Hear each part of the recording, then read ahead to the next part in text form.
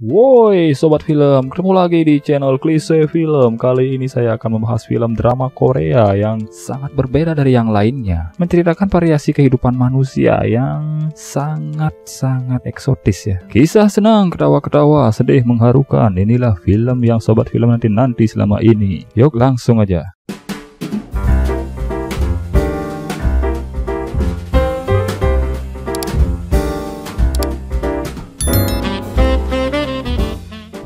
Seorang gadis duduk di stasiun kereta api, memegang dua tiket keretanya. Ia kelihatan bingung. Di sebelahnya ada bapak-bapak yang meminta korek api pada gadis itu, agar bisa menghisap rokoknya. Gadis itu hanya geleng-geleng kepala. Bapak-bapak itu berkata, "Kapan aku menghisap rokok ini?" Gadis yang kebingungan ini kelihatan seperti menunggu seseorang datang. Sembari ia melihat jam tangannya, kemudian pergi dari stasiun itu. Entah kenapa ia menangis saat berjalan pergi, kemudian membuang tiketnya.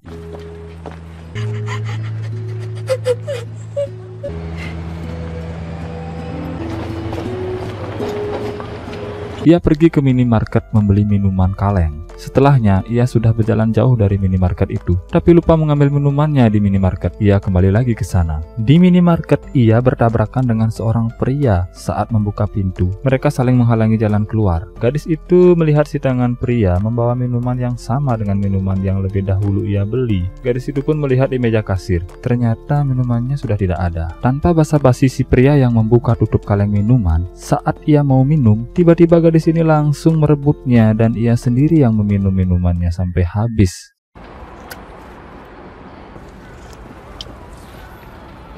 Si pria hanya bengong menatapnya, agak ketawa sedikit ya. Saat sampai di bis, gadis ini melupakan sesuatu lagi. Ia datang lagi ke tempat minimarket itu. Pak kasir yang melihat gadis itu langsung mengeluarkan minuman kaleng dan dompetnya. Ternyata saat itu ia lupa membawa semua itu saat tadinya belanja. Terus minuman si pria itu, gadis itu keluar dari minimarket. Lihat ke kiri dan ke kanan, si pria sudah tidak ada. Jadi tadi perkiraan gadis itu salah ya. Sesampainya di rumah, ia disambut ibunya di kamarnya dan dicandain adiknya. Kelihatan kesedihan dan ada masalah dengan gadis ini. Kenapa ya? 언니 이제 아빠한테 죽었다. Eits, sebelum lanjut, saya kenalin dulu ya. Gadis ini namanya Kim Soo Jin. Keesokan pagi, Kim Soo Jin makan bersama keluarganya. Tapi mereka kelihatan canggung ya. Ada apa sih? Ayahnya tuh kayak orang marah. Kim Soo Jin yang bekerja sebagai pendesainer pakaian di sebuah perusahaan. Di tempat kerja, semua karyawan menatapnya dengan aneh. Sepertinya juga membicarakannya. Kenapa sebenarnya? Saat Kim Soo Jin berbicara dengan manajer perusahaan itu, tiba-tiba seorang wanita nyentrik berambut singa datang memperkenalkan diri padanya, bahwa namanya adalah Anna Jung. Tapi Anna Jung ini mengatakan sudah banyak tahu tentangnya dari istri mantan pacarnya. Mantan pacar? Apa maksudnya ya? Pada saat itu Kim Soo Jin hanya diam saja dan kelihatan sangat malu dengan dirinya sendiri. Kenapa sebenarnya ya? Beberapa hari kemudian, Kim Soo Jin ke salon memotong rambutnya untuk melupakan cerita masa lalunya. Hah? Masa lalu ya?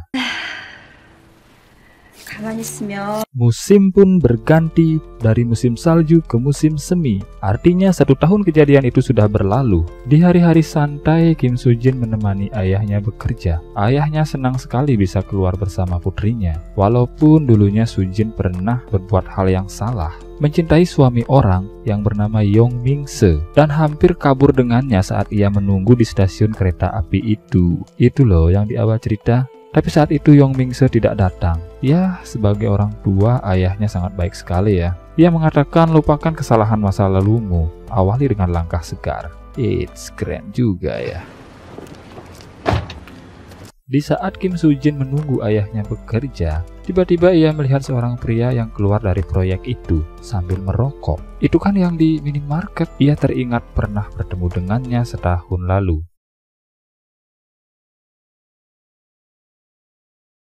Keesokan harinya, Kim Soo Jin yang berada di tempat kerjanya. Saat itu manajer kebingungan. Renovasi tempatnya belum selesai. Kim Soo Jin memberikan solusi untuk hal itu. Ia menelpon ayahnya untuk mengatasinya.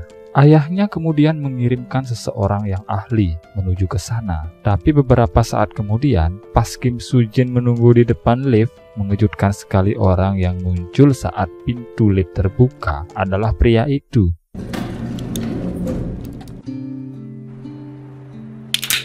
Wah, ayahnya jahil juga ya. Jadi malu tuh Kim Soo Jin. Sampai-sampai Kim mengintip pria itu.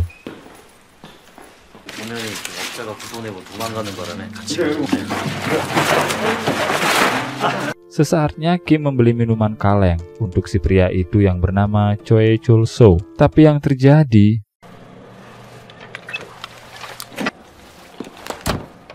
Choi tanpa basa-basi langsung mengambilnya dan meminum di depan Kim Soo Jin. Jadi seri kan cerita yang dulu, dia balas sekarang. Di perjalanan pulang, Kim Soo Jin yang senyum-senyum sendiri mengingat kejadian itu, ternyata ia diikuti Choi dan mereka sempat berbincang sebentar. Kim yang menunggu taksi saat melambaikan tangannya tiba-tiba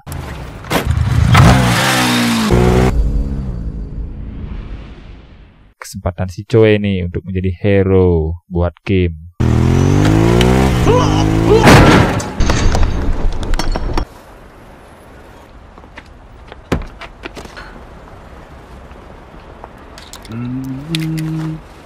Hari pun sudah malam. Kim diajak Choi menaiki mobilnya. Ia yang mengantar pulang. Di perjalanan pulang, angin yang kencang memberikan sesuatu yang eksotis. Mereka sampai-sampai menggunakan kacamata proyek karena kaca mobil sudah hancur saat kejadian itu. Kim yang tidak menyangka Choi masih mengingatnya, meminta maaf pada waktu itu. Tapi si Choi ini malah cuek-cuek saja. Keesokan hari, Kim Soo Jin mencari Choi di tempat proyek. Tapi masih ada rasa-rasa malu tuh si Kim saat melihat Choi. Sampai larut malam si Kim mengintai Choi. Kim yang mulai suka dengan Choi, dia dan teman-temannya sengaja lewat di tempat Choi istirahat. Tapi si Choi sibuk sendiri mengukir kayu dengan pisau. Kim pun berbalik dan menatap Choi. Sedikit basa-basi, Kim dan Choi duduk bersama.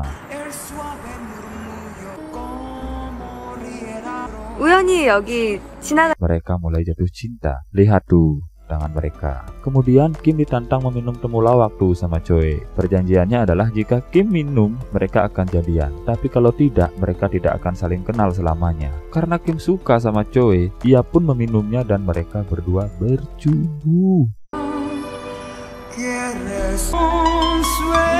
Ya, mereka pun mulai berkencan dan menjalani hari-hari penuh bahagia. Dan tidak peduli tuh banyak yang ngeliat. Pokoknya romantis deh mereka berdua. Apalagi saat si Choi mengikuti ujian arsitektur. Kim Soo Jin dengan bahagianya membuatkan jas untuk Choi. Wah, ini baru calon istri saya ya. Maksudnya Choi. Dengan setianya Kim menunggu Choi. Memang benar-benar calon istri ini.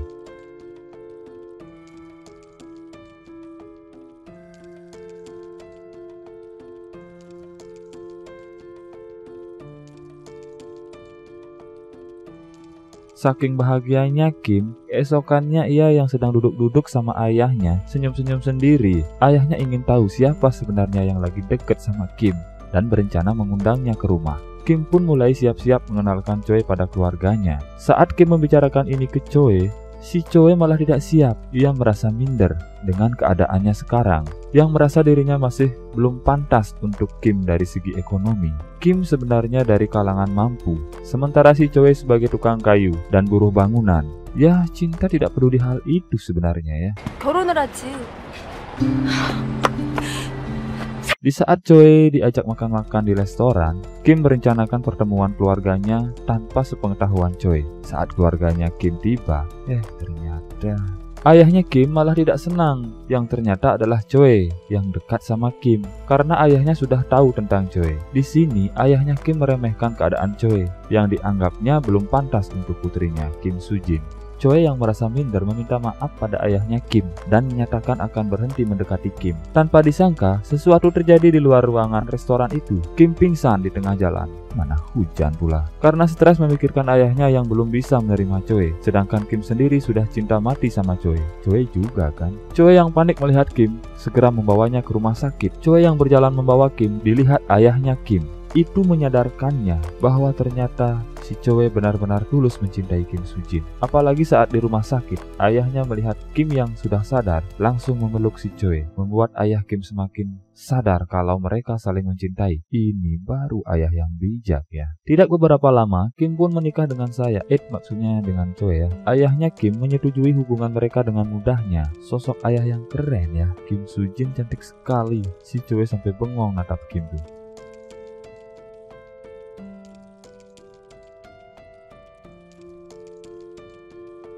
Baru awal memulai hidup berkeluarga, Kim malah lupa mematikan kompor gasnya. Ada-ada saja si Kim, dasar lupaan. Ya maklum baru belajar, tapi mereka tetap pasangan yang bahagia. Karena keahlian Choi pada arsitektur, ia diterima kontrak pada sebuah pembangunan. Membuat Sujin semakin bahagia. Kim yang jahil mencium Choi dengan bibir lipstik saat ia tidur. Jadi begini kan si Choi. Kim yang sedang beristirahat dengan kawan-kawannya, bengong sendiri sambil senyum-senyum. Tiba-tiba mengatakan ia sering lupa dengan jalan pulang. Seperti pikun, serentak teman-temannya pun menertawakannya. Kenapa Kim nih? Sepulangnya, si Kim, ia dikejutkan dengan renovasi dapur baru oleh Choi. Ia bengong seperti ada yang berbeda. Ya, mereka malah berjumpa, terus tidur bersama lagi. Besoknya, Kim Sujin ke dokter spesialis karena sering pikun. Dari hasil analisa dokter, kemungkinan Kim mengalami tekanan mental saat kejadian yang dulu pernah ia alami. Saat pernah mencintai suami orang lain.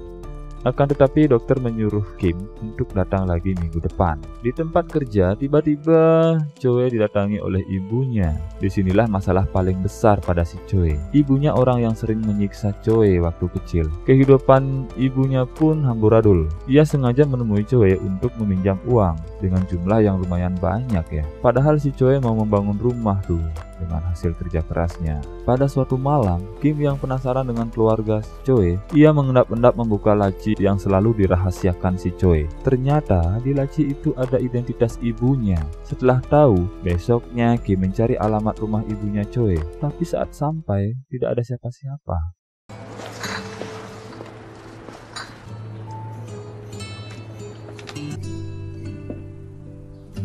Malam harinya, Kim berdebat dengan suaminya yaitu si Choi tentang ibunya. Kim meminta Choi menemui ibunya. Choi sangat benci pada ibunya. Wajar lah ya, orang ibunya gitu suka berpoyak-poyak. Mereka bertengkar. Si Choi yang sangat marah pada Kim karena membahas ibunya sampai-sampai memukul gelas dan berdarahlah tuh si tangan Choi. 할 것 같아? 그만해. Kim memang orang yang rendah hati. Ia selalu sabar dan berusaha meyakinkan suaminya. Dengan lembutnya, Choi pun luluh dengan mudahnya, mau menuruti kemauan istrinya. Jadi hal-hal yang keras itu bisa dibungkus dengan hal-hal yang lembut ya. Tapi kalau sama-sama keras, pasti benturan yang terjadi. Ya, begitulah ya. Tapi kasihan juga ya si Kim, sampai nangis-nangis gitu. 그래. 우리 아빠는 그 말씀 잊지 않으시고 용서란 미움에게 방 한 칸만 대주. Choi pun menemui ibunya yang dalam keadaan babak belur di penjara karena dihajar geng-geng penagih hutang. Saat ditemui Choi, ibunya tuh malah mencaci Choi dengan kata-kata kasar. Sampai pada akhirnya Choi juga yang membayar hutang ibunya. Sampai Choi stres karena bangkrut. Untung istrinya pengertian. Kim tidak peduli pada harta. Yang ia pikir yang penting hidup bahagia bersama Choi. Ini baru istri.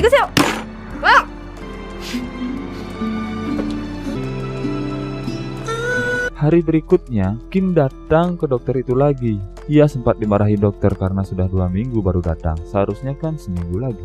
Kim diberikan pertanyaan-pertanyaan khusus oleh dokter itu. Kelihatannya ia sulit mengingat, apalagi saat ditanya angka-angka, seperti tanggal lahir adik kandungnya sendiri. Sampai-sampai Kim dimasukkan ke ruang scanner. Wah, kenapa Kim ya? Keesokan hari, Kim dipanggil manajer perusahaan tempat ia bekerja. Ada seseorang yang akan bekerja sama dengan perusahaan itu. Mengejutkannya, seseorang itu adalah Yong Min-se, masa lalunya. Sejenak Kim teringat lagi dengan kejadian itu. Min-se yang sekarang single, tapi Kim sudah menikah. Siapa suruh tidak datang pada waktu itu? Jadi nyesel kan sekarang Min-se. Malam hari saat Kim bersama Choi suaminya, si Kim mundar-mandir. Jadi kelihatan aneh gitu. Choi sampai bingung. Bahkan ia lupa dengan lem yang ia beli sendiri saat mengelem foto-foto Choi. Wah, semakin aneh si Kim nih. Choi terkejut saat ia bertanya pada Kim kalau ia harus ke dokter itu lagi. 병원에서 뭐래? 몰라.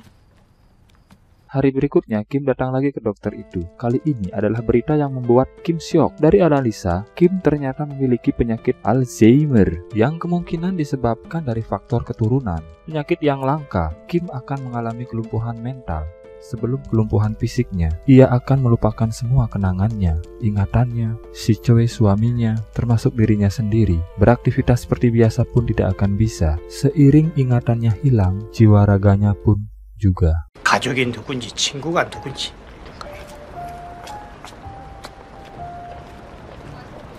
Malamnya, Kim menyambut kedatangan Choi dengan senyum penuh kasih, dan ia sadar hal itu tidak akan lama lagi. Saat sedang tidur berdua di sofa, Kim meminta Choi yang sedang lelah untuk memainkan kartu seperti saat ia pacaran dengan Choi. Ia sangat memaksa Choi untuk memainkannya. Sebagai suami, Choi pun memainkannya. Kim menahan air mata melihat itu. Ia pergi ke toilet dan menangis di sana karena ia sadar tidak akan lagi mengingat kenangan itu.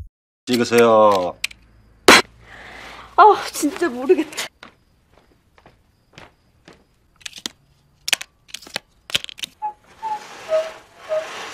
Keesokan hari, Kim memasak makanan yang enak buat Choi untuk bekal kerja, seorang istri yang baik. Choi sempat-sempatnya ngerjain Kim.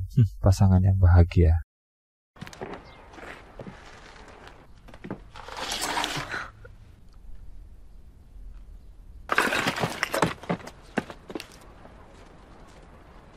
Kim yang di rumah tiba-tiba mendapat telepon dari Yong Ming-se karena ia mendadak berhenti kerja. Dan saat Ming-se ingin bicara dengan Kim, Kim pun menyempatkan diri. Di tempat kerja, Choi yang dengan percaya dirinya membuka bekal makanannya. Ternyata isinya nasi semua, sampai-sampai ia diketawain teman-temannya. Choi yang curiga dengan Kim mendatangi dokter itu. Ia sangat syok mendengar keadaan istrinya. Choi yang menangis dan tidak percaya dengan kejadian yang menimpa istrinya mengamuk di sana. Tapi ia sadar bahwa penyakit itu benar-benar menimpa istrinya saat asisten dokter itu bilang bahwa istri dokter itu juga meninggal karena penyakit itu.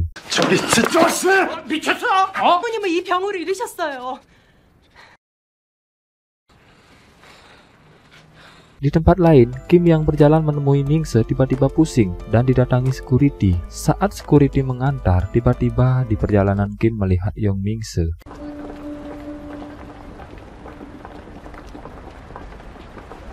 Choi yang menelpon istrinya tiba-tiba diangkat oleh orang lain. Ia pun kebingungan mencari Kim di jalan-jalan yang ramai. Di saat Kim bersama Yong Ming-se, pada waktu itu yang Kim ingat hanya masa-masa saat ia bertemu Ming-se tanpa mengingat Choi suaminya. Jadi saat itu ingatannya sudah mulai pudar. Hal itu membuat Yong Ming-se kebingungan. Ada apa sebenarnya dengan Kim? Tidak lama kemudian, Kim kelihatan berusaha mengingat sesuatu. Ia sadar dan bergegas pergi. Sampai larut malam, Choi mencari Kim. Tiba-tiba ia menemukan Kim di tempat baseball yang sering mereka kunjungi waktu pacaran dulu. Di sini pembicaraan mereka yang berlinang air mata karena Choi sudah tahu penyakit istrinya yang istrinya sembunyikan darinya. 내 머릿속에 우리 헤어지자. 무슨 소리야? 영원히 행복할 수는 없는 거야. 쟤 뭔 소리야? 다 끝난 거야. 행복이 무슨 소용이고 사랑은 또 뭐야. 다 잊어. 내가 다신 다 기억해줄게. 자긴 너무 자신만만해. 걱정하지 마. 우리 치료 방법 나올 거야. 부모를 잃었어, 나라를 잃었어. 그냥 남. 한판 해야지. 우리 내기할까? 왜 울어? 다 잊어버리면 매일 새로 시작하는 거야. 누가 넘어간대? 우리 이렇게 행복할 때 잊어버리는 거야. 어? 기억이 사라지면 있는 거야. 다 나한테 맡겨. 응? 네 기억이고 네 마음이야.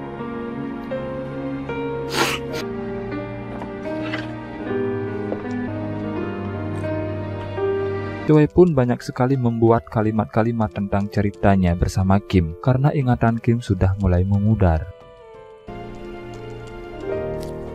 Di saat Kim sedang memasak sendirian di rumah, tiba-tiba ada tamu, dan itu adalah Yong Ming-se yang membawa barang-barangnya Kim. Kim malah menyuruh masuk Ming-se, dan saat itu ingatannya hanya pada Ming-se. Ming-se pun sangat bingung. 우리 어디 나가서 얘기 좀 할 수 있을까?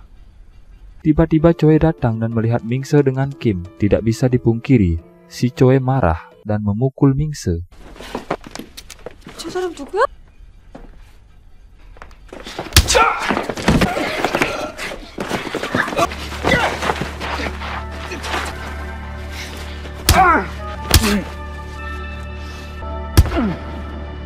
좋겠다. 응?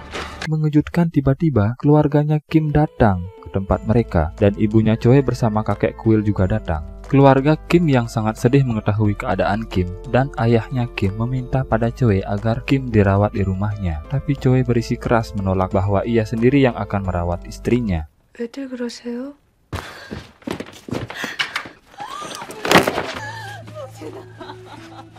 Di sini kelihatan ibunya Choi sudah sadar dan sedih melihat keadaan anaknya sekarang.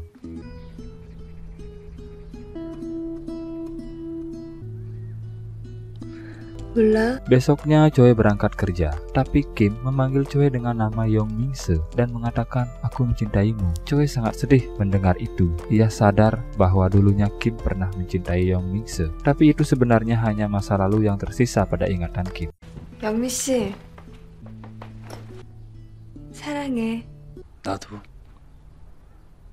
Saat sendirian di rumah, Kim melihat-lihat fotonya bersama Choi. Kim seperti berusaha mengingat sesuatu, tapi di saat Kim melihat palu yang sering dibawa Choi kerja, ia mulai mengingat Choi dan pertama kali bertemu Choi. Mengingat Choi saat itu merupakan kesedihan yang mendalam bagi Kim.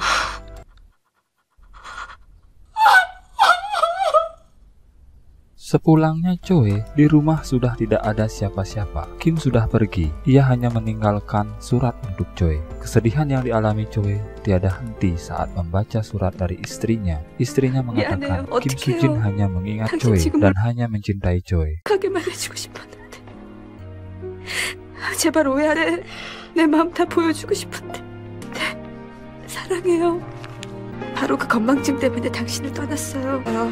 당신은 하늘이 내게 주신 스며들었어요. 나는 당신처럼. Sampai akhir dari surat itu, Kim meminta Choi menemui ayahnya, dan di sana Choi diberikan surat perceraian, tapi Choi merobeknya. Ia tetap berusaha menjalani hari-harinya, memikirkan dan membayangkan Kim setiap harinya.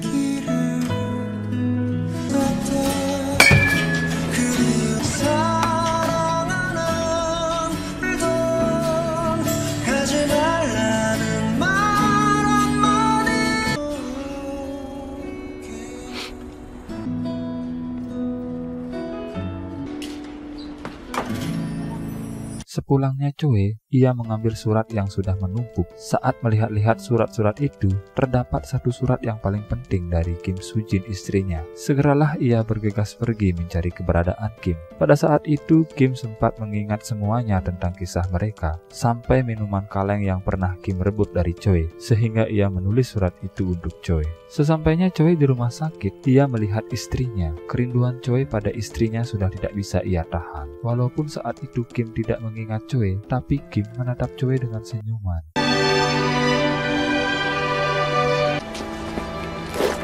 Saat Kim menjatuhkan buku gambar, Choi langsung mengambilnya dan melihat sket-sket yang dibuat Kim. Ternyata semua tentang Choi suaminya. Kemudian mereka diajak makan bersama. Saat itu Kim yang berusaha mengingat membuat Choi menangis.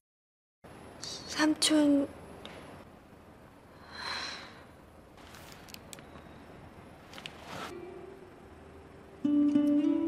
Choi meminta untuk mengajak Kim jalan-jalan. Kemudian Kim diajak menuju minimarket saat pertama kali mereka bertemu. Saat Kim menuju ke sana, Choi sudah menunggunya di depan pintu dan membukakan pintu untuk Kim sambil memberi minuman kaleng, agar persis dengan kejadian saat ia pertama bertemu dengan Kim. Kim yang masuk ke dalam, tiba-tiba ada dokter itu di meja kasir. Kakek Choi, semua keluarga Kim juga ada di sana, dan ibunya Choi yang tersenyum melihat Kim. Melihat kebahagiaan itu, Kim menangis, bahagia, dan mengingat semuanya. Keajaiban memang benar-benar nyata. Dengan kebahagiaan, Kim bisa sembuh dari penyakitnya. Mereka berdua hidup bahagia lagi untuk selamanya, saling mencintai. 사랑해.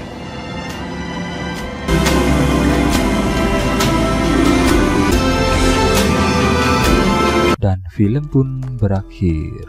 Baik sobat film, itulah tadi film drama Korea. Jadi banyak sekali mengajarkan kisah untuk kita dari karakter-karakter seseorang yang ada di film ini, terutama ayahnya Kim yang sangat pengertian dan mudah melupakan kesalahan dari anaknya. Itulah sosok orang tua yang bijak. Kemudian Kim yang tidak memperdulikan harta, benar-benar mencintai si Choi. Begitu juga Choi yang dengan tulus mencintai Kim, sehingga mereka berdua bisa bersama.